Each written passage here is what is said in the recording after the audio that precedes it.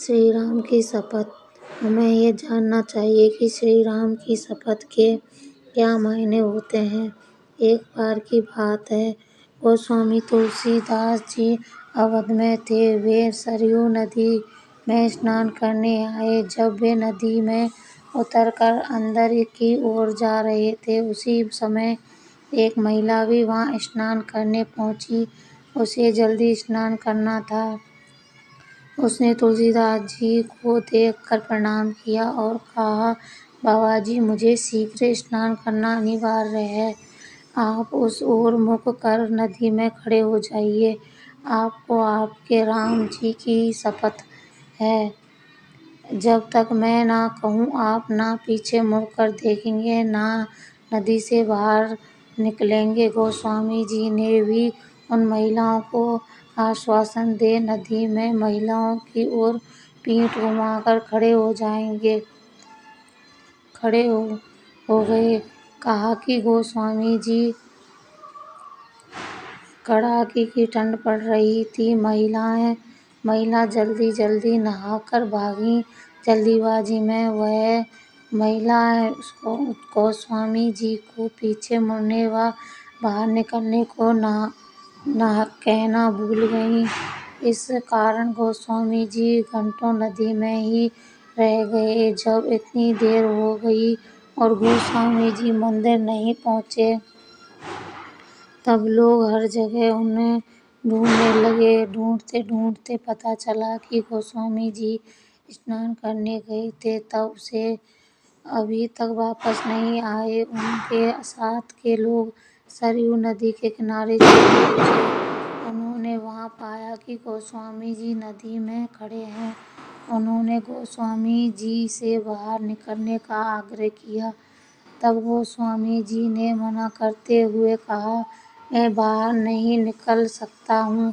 एक महिला ने मुझसे शपथ ली है, यदि वह देवी मुझे बाहर निकलने को कहेगी, तभी मैं बाहर निकल सकता हूँ।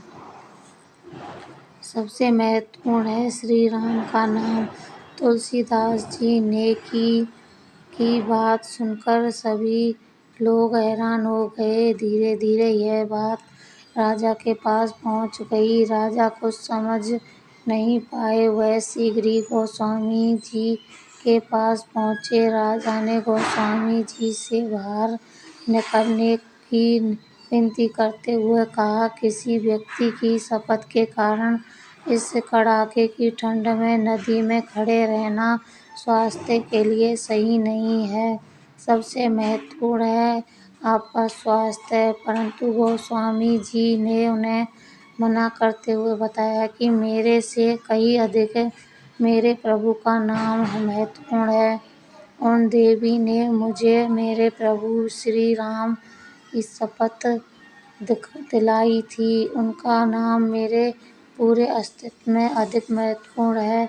भागी आई वह महिला। राजा ने गोस्वामी जी से पूछा, बाबा जी, उन देवी का नाम क्या है?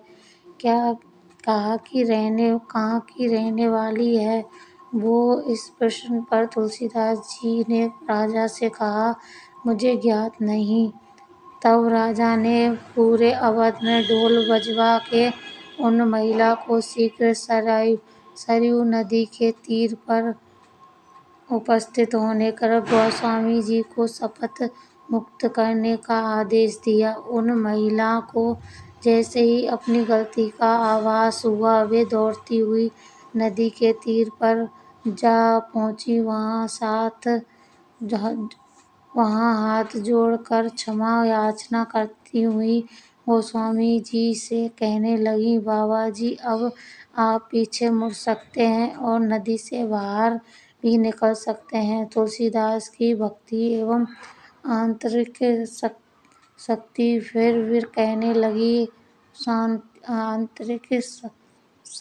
शांति फिर कहने लगी, ये बाबा जी, मुझसे बड़ा अपराध हुआ। मैं दंड की भागी हूँ। यदि आप की दया हो क्षमा करें।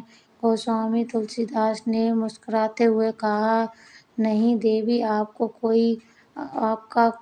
आपसे कोई अपराध नहीं हुआ है। मेरे प्रभु चाहते थे कि मैं यहाँ एकांत में श्री सरयू जी के जल में उनकी भक्ति करूं। मुझे ऐसा करने का शुभ अवसर प्राप्त हुआ, इसके लिए आपको धन्यवाद। ऐसे ऐसे होते हैं सिद्ध पुरुष। अंततः शांत यह भारत भूमि है, देव भूमि है, जिसे भगवान भी अवतरित होने के योग्य समझते हैं।